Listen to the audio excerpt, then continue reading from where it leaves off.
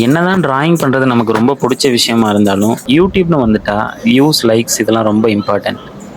எந்த டிராயிங் வரைஞ்சி போஸ்ட் பண்ணாலுமே வியூஸ் போக மாட்டுதே அப்படின்னு லோவா இருக்க டைம்ல இந்த மாதிரியான கமெண்ட்ஸ் தான் அடுத்து நமக்கு வீடியோஸ் போடணும்னு தோண வைக்கும்.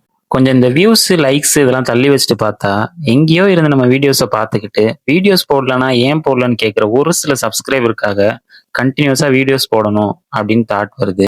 இந்த வீடியோவை இந்த கமெண்ட் பண்ணவங்களுக்காக நான் டெடிகேட் பண்றேன். இந்த பெயிண்டிங்கான ரெஃபரன்ஸும் யூஸ்வலா நம்ம தானே தலைவன் பின்ட்ரெஸ்ட்ல இருந்து எடுத்தது தான். இந்த பெயிண்டை பத்தி பேசணும்னா பேசிக்கிட்டே இருக்கலாம். ஃபர்ஸ்ட் இதோட நேம். என்னோட பழைய வீடியோஸ்ல இதை கவுச்சி பெயிண்டிங்னு சொல்லியிருப்பேன். இதோட ஆக்சுவல் ப்ரொனன்சியேஷன் வந்து குவாஷ். இன்னைக்கு இதை கூகுள் பண்ணி பார்த்தப்போதான் ஆங்கிலத்துல நம்ம எவ்வளவு வீக்கா இருக்கோம்னு தெரிஞ்சுது. பேர் என்னமோ கொச கொசன்னு இருந்தாலும் தலைவன் வேற ரகம்.